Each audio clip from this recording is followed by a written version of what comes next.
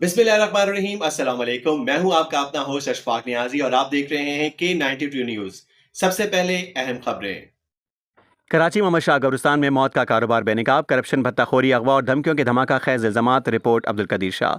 कराची के कदीम कब्रिस्तान मोहम्मद शाह कब्रिस्तान में तदफीन जैसे मुकद्दस अमल को भी मुबैना तौर पर लूटमार और भत्ताखोरी का अड्डा बना दिया गया, जहां गम से निढाल खानदानों को बेदर्दी से नोचा जा रहा है और इंसानियत सरेआम तजलील का शिकार है।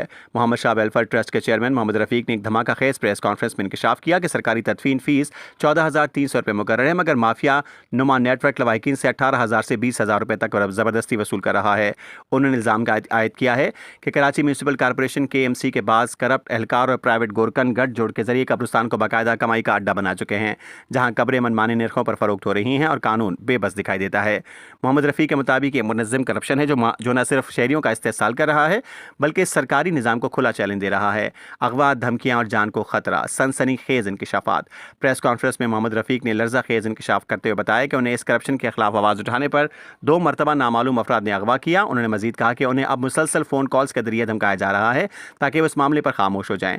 उन्होंने इंतहाई सख्त और 2 टोक अल्फाज में कहा, अगर इस प्रेस कॉन्फ्रेंस के बाद मुझे कोई नुकसान पहुंचता है तो उसके जिम्मेदार यही गोरकन और इस नेटवर्क के सहूलतकार होंगे। मैं किसी दबाव में आने वाला नहीं। मोहम्मद रफ़ी का कहना था कि वो हर कीमत पर इस मौत के कारोबार को बेनकाब करेंगे, चाहे इसके लिए अपनी जान क्यों ना दाव पे लगानी पड़े। उन्होंने काम से फौरी और शफाफ तहकीकात का मुतालबा करते हुए कहा कि इस माफिया को कानून के कटहरे में लाया जाए और सख्त तरीन कार्रवाई की जाए ताकि शहरियों का एतमाद बहाल हो सके। आखिर में उन्होंने अवाम से अपील की, बल्कि एक वाज़ेह पैगाम दिया कि अब खामोशी का वक्त ख़त्म हो चुका है। जुल्म के खिलाफ खड़ा होना ही वाहिद रास्ता है। ये सिर्फ एक स्कैंडल नहीं बल्कि पूरे निज़ाम पर चार्जशीट है। अब देखना यह है कि रियासत हरकत में आती है या माफिया मजीद मजबूत होता है।